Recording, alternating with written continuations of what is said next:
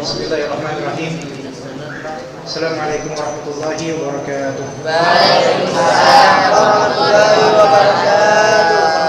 Alhamdulillah nahmaduhu wa nasta'inuhu wa nastaghfiruh wa na'udzu billahi min shururi anfusina wa min sayyiati a'malina. May yahdihillahu fala mudilla lahu wa may yudlil fala hadiya lahu.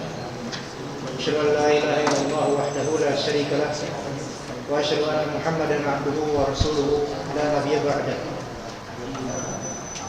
Sebelumnya ada pertanyaan dari salah satu teman kita yang tadi yang lupa siapa namanya. Assalamualaikum. Waalaikumsalam. Ustaz, ini mau nanya, boleh enggak di dalam sholat membaca ayat kurang dari satu ayat? Membaca ayat kurang dari satu ayat. Kalau misalnya ayat itu pendek, misalnya qul huwallahu ahad, kemudian baca qul huwallah, nggak boleh itu karena merusak makna. Ya. Tapi kalau misalnya ayat itu panjang, setengah, apalagi kok lupa, gitu kan? Misalnya baca surat Al-Baqarah ayat 180 berapa? 3 berapa? 182 atau 280 sekian gitu kan. Ayat tentang hutang panjang banget itu. Setengahnya aja baru bisa, ya udah enggak apa-apa. Tapi baiknya jangan nyari yang panjang satu ayat kayak gitu kalau enggak kuat. Ya. Dan juga kalau misalnya baca satu ayat doang walaupun boleh, tapi kalau ayat itu pendek, baiknya jangan, karena takutnya jadi mengolok-olok. Misalnya Allahu Akbar, baca Al-Fatihah, amin, kemudian Bismillahirrahmanirrahim, Alif Lam Mim, Allahu Akbar. Ada nolak semua jemaahnya. Ya, jadi jangan kayak gitu. Terus yang kedua, apakah boleh kuburan itu ditembok atau tidak? Tidak boleh. Itu yang lebih tepat, tidak boleh. Allahu a'lam. Baik, kita lanjutkan ya teman-teman. Masih ditembok tadi kuburannya ya, bukan area kuburan ditembok nggak apa-apa untuk menjaga dari orang-orang atau ya. Baca surat di satu rakaat. Ia tidak berdosa. Tapi kalau surat Enggak boleh yang seperti itu karena sesuatu yang bisa merusak makna tidak boleh. Fawailul musallin harus diteruskan, bahkan dianjurkan jangan berhenti wakaf di musallin. Tapi fawailul musallin alladzina hum gitu kan, langsung diwasal, disambungkan ke ayat berikutnya. Kalau misalnya memang bisa ya, tapi kalau misalnya enggak kuat, fawailul lil musallin ya, itu napasnya pendek banget berarti. Baik, itu tadi ya, dan jawabannya seperti itu ya.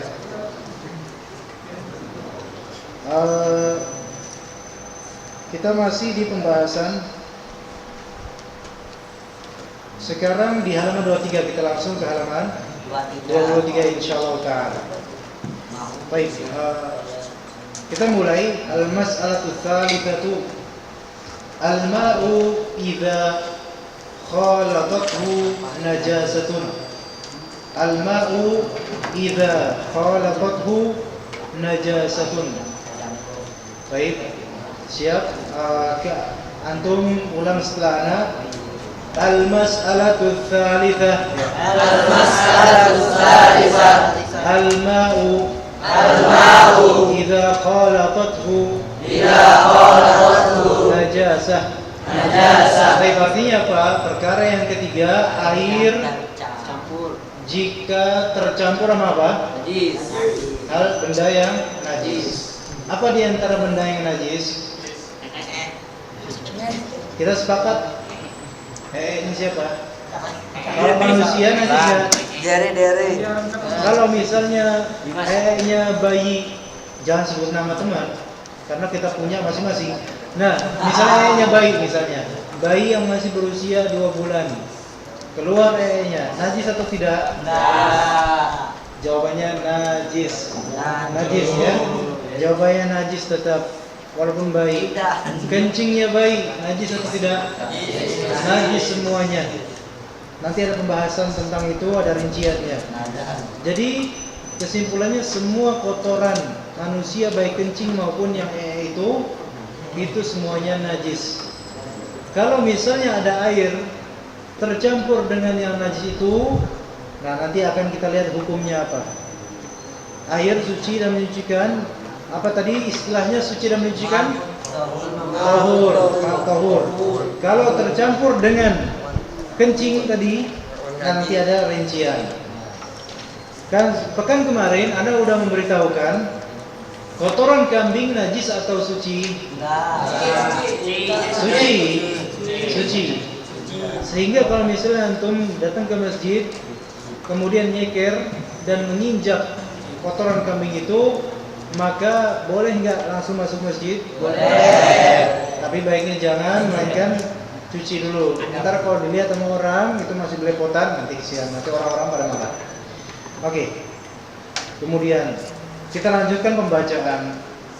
Al-ma'u idza khalatathu najasatun faghayyarat ahada awsafihi الثلاثة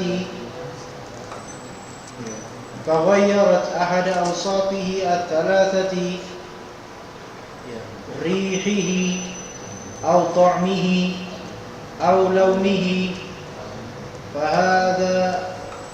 فهو نجس بالإجماع لا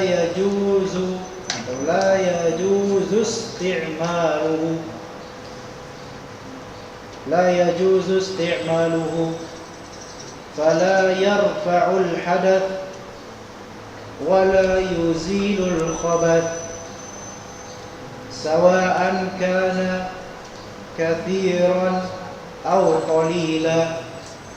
Coba diharakatin lagi, cek lagi harakatnya. Al-ma'u idza khalatathu najasatun faghayyarat ahada awsafihi thalatha rihuhu rihihi aw ta'mihi aw launihi. Sahal, jangan bercanda Sahal, apa yang ngumpet-ngumpet? Senyum lagi. Fahuwa najisun bil ijma'i la yajuzu isti'maluhu فلا يرفع الحدث ولا يزيل الخبث سواء كان كثيرا أو قليلا. Oke. Coba baca selanjutnya. Al-ma'u idza khalatathu najasah فغيرت أحد أوصافه الثلاثة فغيرت أحد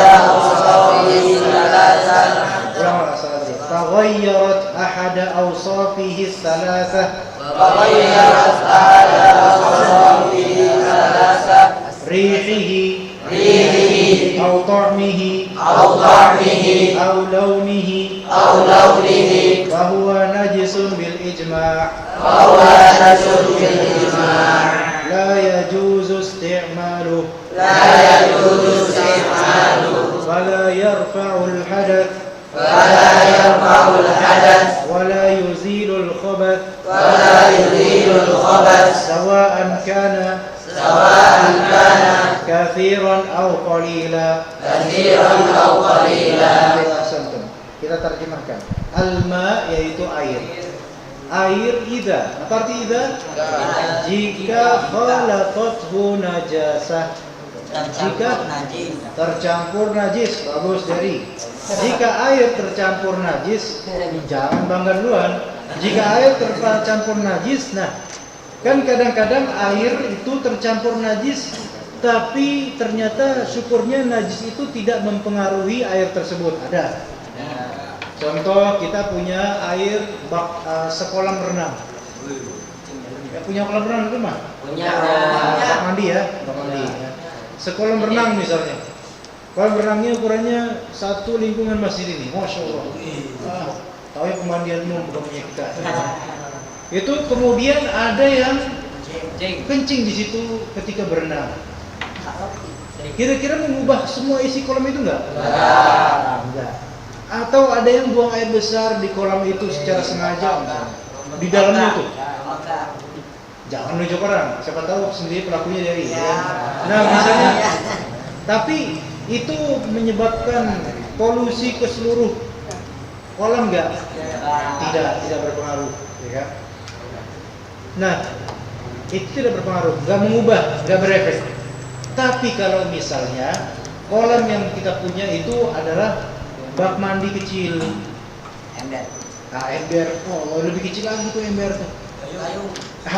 Gayung apa lagi? Gelas. Ya, udah. Untuk botol kecap misalnya, Misalnya apa namanya tadi kolam bak mandi ya, bak mandi. Kemudian tiba-tiba suatu malam ada tikus sedang mampir di sekitar bak mandi. Kesetrum kenapa gitu nggak tahu, jatuh ke bak mandi, airnya tergenang. Kemudian dia membangkai di situ. Keesokan paginya, nah baru kita temukan tikus itu sudah membeku di sana. Kemudian kita cium airnya, udah baunya sedikit gak enak. Ini berarti terpengaruh oleh bangkai tikus itu. Bangkai tikus najis atau suci? Najis. Tapi ketika tikus itu masih hidup, suci atau najis? Najis. Tidak. Ketika tikus masih hidup, itu pada asalnya suci. Tapi kalau misalnya tikus itu dari got baru keluar, basah kuyup gitu kan, nah itu bisa najis. Bukan karena tikusnya, karena bawaannya tuh basah tuh. Kan najis buat itu. Nah begitu ya. Jadi tikus itu ketika masih hidup dia asalnya suci, seperti kucing. Tapi ketika sudah mati, mau dengan cara kesetrum, mau bunuh diri, mau berantem sama temennya, mau sakit hati, atau mau kita sembelih pun, tetap dia najis. Kemudian mati itu tikus, habis itu kesetrum mati. Pas mati kemudian besok kita dapatkan air itu udah kayaknya nggak, baunya tuh udah enak. Tapi sekarang air itu apakah masih disebut tahur atau enggak? Bagus, itu bedanya. Jadi air jika bercampur dengan sesuatu yang najis kemudian faghayyarat, telah berhasil ya merubah ya ahadu awsafihi ats-tsalatsah, salah satu karakter yang tiga. Air itu punya tiga karakter. Rihihi, baunya, aromanya, atau ta'mihi, rasanya, au launihi, atau warnanya. Semua air itu asalnya punya bau. Baunya, nggak ada bau berarti normal. Ta'am, rasanya, ada rasanya apa, kecut misalnya, bercampur dengan sesuatu berarti.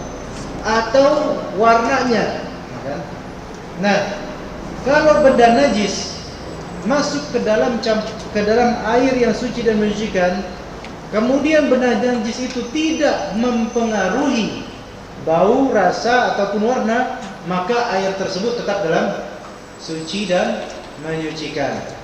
Tapi contoh tadi kan air ya tergenang di sawah misalnya, ada sawah ini asalnya air suci nggak?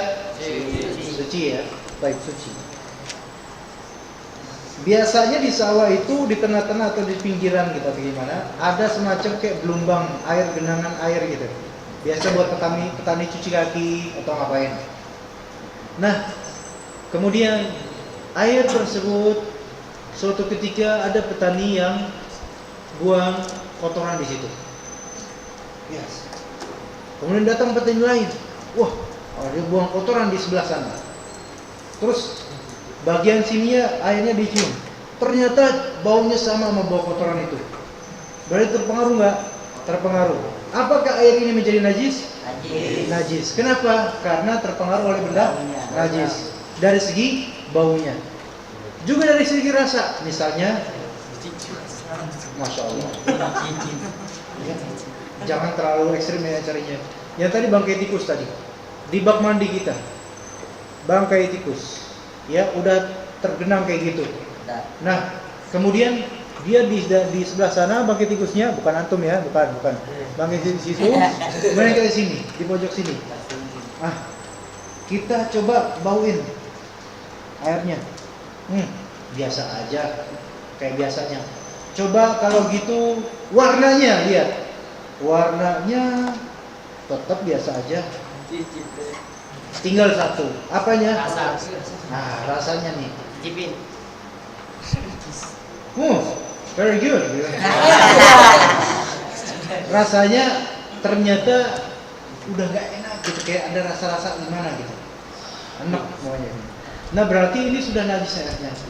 Yang sudah seperti ini tidak boleh dijadikan sebagai media untuk wudu atau mandi atau yang lainnya. Bahkan wajib untuk dikuras itu bak mandi. Ya. Jadi besok-besok kalau di asrama nih, ya, di asrama ada kamar mandi ada 7 ya. Kamar mandi pertama tadi pagi yang pertama Derry. Ya. Nah, Derry mandi di situ. Kemudian itu jangan tidur. Alif nggak tidur kan Alif? Nggak tidur? Oh, Masya Allah. Derry habis mandi di situ. Ya. Bangun. Mas'ud ya. Jangan tidur, jangan diilerin bukunya. Bangun. Nah, Derry mandi di situ. Bak mandinya ada nggak di? Apa pakai ember? Pakai ember. Baik, ember ini tergenang di dalamnya air. Ya. Kemudian dari ini nyuci baju. Tapi nggak di ember itu, di ember lain. Nyuci baju, tapi busa-busanya itu masuk ke dalam ember bak mandi. Nah, kemudian busa-busanya itu ternyata mempengaruhi rasa dari air bak mandi ember tersebut. Baik, sekarang apa hukum air tersebut? Masih suci atau sudah najis? Najis. Salah. Masih suci tapi tidak mencucikan. Kenapa? Karena busa cucian itu suci atau najis? Suci. Nah, ini yang harus dibedakan, teman-teman. Ada benda yang suci, ada benda yang najis. Kalau benda yang suci, ya, kemudian masuk ke air yang tohur tadi, suci menyucikan, terus berefek, air tersebut masih tetap suci, tapi tidak menyucikan, tapi tetap suci. Contoh tadi celupan teh, ya, ada ember tadi bak mandi, kemudian dicelupkan teh sama Derry, bisa biar nanti habis saya nggak bisa mandi. Dicelupin teh sampai kuning itu air. Kemudian setelahnya masuk, jadi ente apain itu air? Makanya bohong. Dicelupin teh. Baik, sekarang air itu suci nggak? Suci. Tapi boleh nggak dipakai berwudu? Boleh. Nggak boleh dipakai mandi junub juga. Beda kasus kalau misalnya ternyata bukan sekadar ditehin. Nah, nih Yusuf barusan diupilin. Sampai kemudian dikencingi misalnya. Wah, ini bandel banget. Orang setelahnya itu pun nanya, Derry, ini diapain nih air kok bisa jadi kuning? Bohong. Dia habis disiramin teh. Dosa nggak dia? Dosa. Tapi kemudian dipakai buat wudu, sah atau tidak wudunya? Ntar, kalau emang nggak tahu, maka sah. Maksudnya dia boleh sholat di situ. Yang dosa siapa? Tapi insya Allah nggak sebatul itu dia. Orang alif insya Allah. Oke, jadi itu pembahasannya tentang suci dan najis. Ya. Tadi baunya atau rasanya atau warnanya. Kalau misalnya bau, rasa atau warna terkontaminasi oleh benda najis, fahuwa najisun bil ijma'. Maka dia adalah najis berdasarkan ijma', yaitu kesepakatan para ulama, bukan kesepakatan orang awam. Kesepakatan Pak RT, Pak RW, kemudian orang awam nggak peduli itu, mereka nggak paham agama misalnya, nggak peduli. Yang maksud adalah ulama, kecuali kalau Pak RT-nya ulama juga. La yajuzu istimaluhu. Apa artinya? Novel, apa artinya novel? Apa? Ringan. Artinya. Lah artinya apa? Yang mana sekarang? Orang yang najis. La yajuzu isti'maluhu. Apa artinya la yajuzu isti'maluhu Nofal? Hah? Belum tahu. Oke, bagus. Kalau belum tahu ngomong belum tahu, jangan so tahu nanti. La yajuzu isti'maluhu artinya apa? Artinya bau, warna dan rasa. Enggak, itu beda. Baik. Idan, apa artinya la yajuzu isti'maluhu? Enggak boleh dipakai. Benar. Masya Allah. Jangan sana katanya. Jadi air yang sudah kadung najis tidak boleh dipakai nyuci baju, boleh nggak? Nggak boleh. Kalau air tersebut dicampur deterjen warnanya jadi putih berbusa, boleh nggak dipakai buat nyuci baju? Boleh. Karena apa? Masih suci. Tapi boleh nggak kita mandi junub pakai air busa itu? Nggak boleh. Karena kalau mandi junub harus dengan air yang suci dan menyucikan. Nggak boleh wudu juga dengan itu. Mandi junub buat pakai air nggak apa-apa. Sebagian ulama nggak boleh. Dua kula ini dia gimana? Kalau masih suci dan masih bersih asli, nggak nyampe dua kula nggak apa-apa. Tapi kalau misalnya air ini belum nyampe dua kula, kemudian kemasukan dengan benda najis, ini para ulama sebenarnya berbeda pendapat. Cuma Anda di sini nggak menyebutkan perbedaan pendapat ini. Kenapa? Karena antum di sini belum saatnya untuk masuk ke dalam beda pendapat itu. Antum yakin aja, maksudnya antum ikuti aja apa yang di dalam kitab.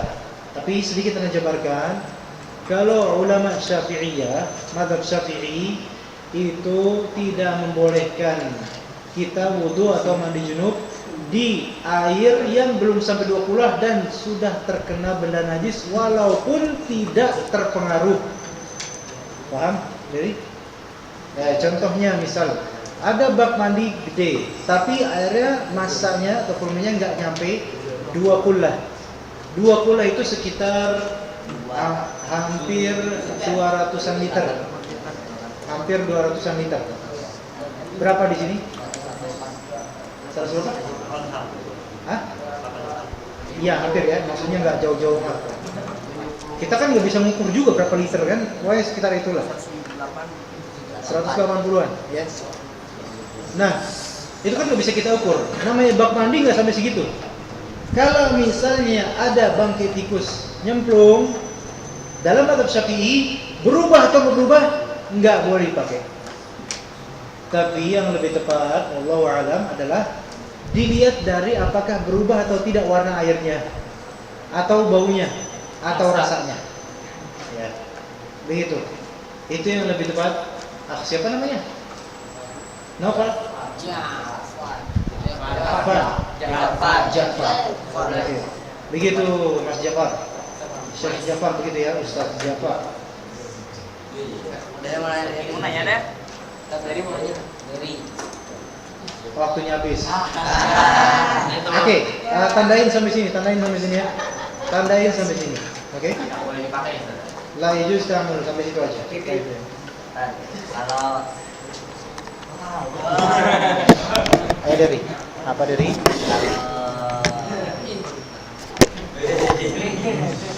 rambut cantik. Ayo dari. Ini perut hitam nggak kelihatan apa-apa nih. Saya mukanya gelap. Ayo dari. Kalau ini apa? Ada ini air yang suci tapi tidak mensucikan. Mau ambil wudhu, Ya. nggak ada air lagi selain air itu, gimana tuh? Tayamum. Oh, nggak boleh. Nggak boleh tetap. Dia harus tayamum. Enggak ada air ya, enggak ada air di keran di mana-mana enggak air, sungai juga kering, ini juga nggak boleh, ini kotor nih. Nah, ada air suci menyucikan, satu gentong isinya air kopi doang. Kalau nggak ngerti tayamum kan? Hah? Kalau nggak ngerti tayamum, Harus ngerti. Makanya dari sekarang belajar. Nanya sama temen-temennya. Gimana cara? Hah? Kalau apa? kalau nggak mau tahu katanya. Iya. Itu emang dianya itu. Ya, nggak benar emang. Ya, ada lagi yang mau nanya? Silakan. Siapa yang mau nanya? Romel. Ya kan? Ayo, Romel. Apakah tikus itu halal dimakan? Tikus? Kalau udah Enggak. Enggak ada. Tikus itu haram karena termasuk binatang yang kotor, hobbit. Yang hobi Tikus sama kayak kecoa gitu kan. Kalau biawak, Ustaz? Hah? Biawak. Biawak. Biawak di sini ada yang mengatakan boleh, ada yang mengatakan enggak. Soalnya dia bertaring. Tapi baiknya jangan. Jangan. Lalang. Dalam boleh, dalam. Ah, Bangkai pelawak. buaya ada yang bilang boleh, ada yang bilang enggak. Tapi baiknya jangan. Jangan, soalnya dia hidupin Karena ganas. Karena ganas. Center di syuting lagi. Ya, masya Allah, masya Allah, masya Allah. Ayo siapa lagi mau nanya, Fadol? Ya, Fadol, Fadol. Guys, Arif. Ayo, Fadol.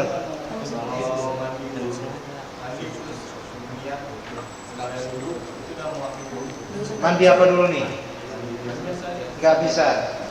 Kalau mandi biasa tidak bisa. Kecuali kalau di dalam mandinya atau sebelum mandinya antum wudu untuk mengangkat hadas baru bisa. Jadi mandi biasa itu nggak bisa independen, dia sekaligus mewakilkan wudu nggak bisa. Kecuali kalau mandi junub bisa. Kalau mandi junub bisa. Ya jadi misalnya Rumil mandi junub, maka setelah mandi junub nggak wudu lagi nggak apa-apa. Boleh sholat langsung. Baik, ya.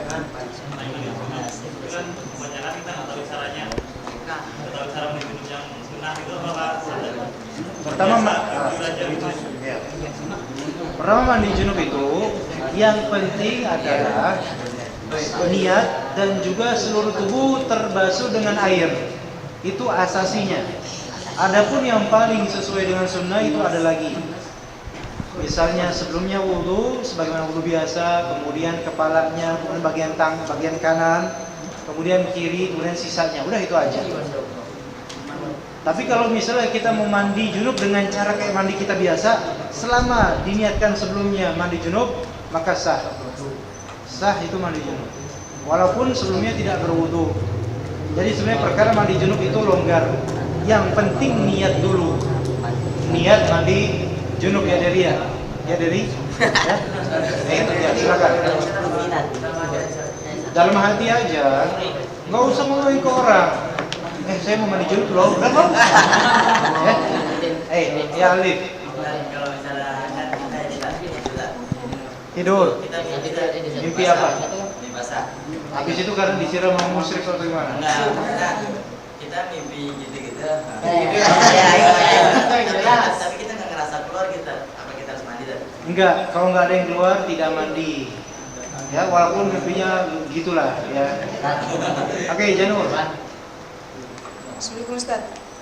Ustaz, boleh nggak Ustaz kita sholat dengan pakaian najis dalam keadaan terpaksa, misalnya udah nggak punya pakaian? Baik, dengan pakaian najis walaupun terpaksa. Minjem lah. Oh nggak, kalau nggak ada, Minjem. Nggak ada yang lain. nggak ada yang lain, Ya udah pakai aja. nggak apa-apa. Nggak apa-apa. Yang penting sholat di waktunya ya. Jangan sampai keluar waktu. Ya. Jadi jangan sampai keluar waktu selain dalam safar. Kalau misalnya keluar waktu, mau hampir keluar waktu, misalnya kita nggak punya pakaian bahkan, ya udah dalam keadaan telanjang. Kalau nggak ada lagi pakaian, nggak ada pakaian. Nggak ada orang. Lihatin orang tak? Lihatin. Kalau ada orang, ini kasusnya. Bentar, kasusnya ini kalau nggak ada orang, nggak ada pakaian, misalnya di padang pasir. Padang pasir nggak disuruh siapa? Mau pakai baju, pakai debu, gitu nggak bisa. Kemudian seseorang ini dirampok misalnya, sampai semuanya tinggal celana dalamnya misalnya. Ada orang itu pasti ada pahala. Aurat ya, Ustaz? Aurat. Aurat. Ustaz, kalau banyak orang Ustaz gimana? Pinjam.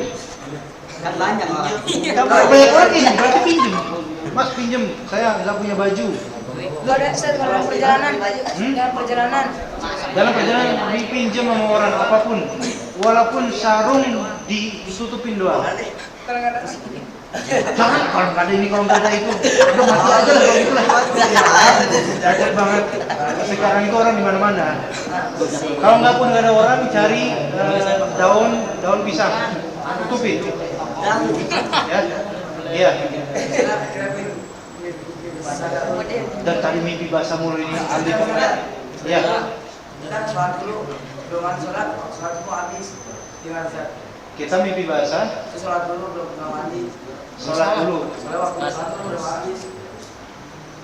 Gimana sholat dulu? Oh waktunya mau habis. Jamak Jadi nggak sempat mandi. Atau lupa mandi junub. Kita Beda lagi. Ini berarti mau habis waktunya. Sekarang mandi junub segera, karena mudah mandi junub itu berapa?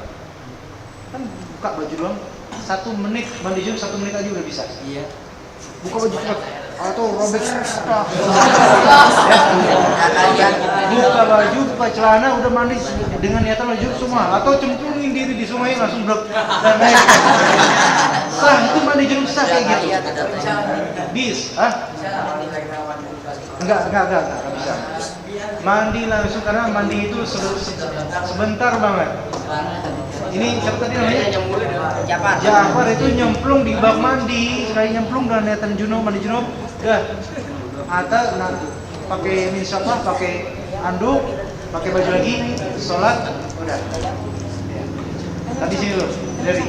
Kalau kebalikan dari yang Alif tadi ini keluar mani, tapi nggak mimpi, nggak ngerasa mimpi. Iya. Mani keluar. Nggak boleh. Nggak boleh. Bentar. Jadi perlu tahu di sini. Iya, coba kita syuting orangnya kayak gimana. Jangan sampai terus. Ini gara-gara kecapean gitu. Itu bukan mani namanya. Oh, mani. Itu wadi namanya. Wadi itu cairan karena capek atau karena apa gitu kan. Dia bukan mani, bukan madhi. Itu najis tapi cukup wudu aja. Masya Allah. Ini udah pernah ngelakuin semuanya dia nih. Nopal yang lain siapa? Nopal ya. Ayo. Nopal ya apa? Caranya kita cari gimana itu. Mandi junub berapa? Urutan. Oh itu tadi udah nggak kasih tahu. Ayo, Kosong sama nanya Ustaz. Itu najis. Ini dulu. Banyak air, terus dengan Niat dulu dari awal. Tadi itu gimana misalnya kepala dulu atau apa? Wudu, kemudian kepala dulu. Wudu normal. Kemudian kepala dulu, boleh 3 kali. Kemudian bagian kanan, bagian sebelah kanan, bagian manapun. Boleh 3 kali atau berapa kali, itu terus kiri, terus seluruhnya. Udah gitu aja. Free. Misalnya Ustaz, kita niat kemana junub, tapi lupa. Kita lupa, pas sholat. Nah udah sholat baru kita ingat. Emang kamu udah junub? Kayak kita bebas Ustaz. Nah kita niat junub, tapi kita lupa. Sholat dulu, Biar kelihatan orangnya kayak gimana. Itu terang banget tuh. Jadi gimana? Nah, kita mimpi bahasa Ustaz ya. Kita niat junub, tapi lupa. Kamu aja kan? Kita aja Pak. Kamu Iya. Saya junub ya Ustaz ya. Niat ya. Kita mandi junub. Niat, tapi lupa Ustaz. Lupa. Iya. Terus sholat. Iya, terus sholat. Terus pas sholat inget gak? Iya, ingat. Batalin sholatnya. Tapi kalau udah sholat gimana? Ya kalau udah sholat mandi dulu, kemudian sholat lagi. Ya, paham gak? Pas sholat, imamnya alhamdulillah rabbil alamin baru ingat. Oh iya tadi saya juga. Keluar, langsung mandi junub. Gitu. Ya, kalau misalnya selesai sholat, udah selesai, baru ingat keluar juga, mandi junub, sholat lagi. Iya. Siapa tadi? Yang belakang dulu. Ayo ini dari Malaysia deh. Dari mana? Ayo. Enggak boleh, harus diulang. Ayo terserah. Niatin dari situ. Saya niatin habis ini pembasuhan berikutnya mandi junub. Gitu ya. Ya sebentar ini habis ini tadi. Kan kalau malam gitu. Malam kita lu junub semua, pada junub semua. Enggak ada. Junub semua pendek. Udah kukurip ya. Nanti insyaallah pada pekan depan ya. Enggak pekan depan ya. Pekan depan. Hah? Kenapa kamu najis? Iya, kenapa? Di lagi sholat. Apa? kucing. Ada kucing. Kucing. Kucing kita itu kita ayo sholatnya atau Batalin sholatnya, kemudian cuci bagian yang dikencingin, kemudian nggak perlu wudu nggak apa-apa. Misalnya ini pecicet tuh. Iya. Soalnya kan kamera kan nggak ada air kan. Nah terus kita tayamum. Hah? Sholat. Nah tiba-tiba hujan pas lagi sholat. Pas lagi sholat. Lautan aja tuh bang. Ini para ulama berselisih pendapat sebenarnya. Ada yang mengatakan batalkan, ada yang mengatakan teruskan. Tapi kalau misalnya Anda diteruskan aja. Teruskan aja. Tapi ini kebanyakan pertanyaan insya Allah pada pekan depan aja kita teruskan sampai sekarang. Insya Allah pekan depan kita teruskan. Nang ya, mual ya. Iya, jangan nangis. Nangis gua. Ntar kalau nangis jujur bentar, jangan. Oke, kita cukup sampai sini. Insya Allah kita bertemu lagi pada pekan depan hari Senin. Insya Allah Taala kita tutup dengan doa kafaratul majlis.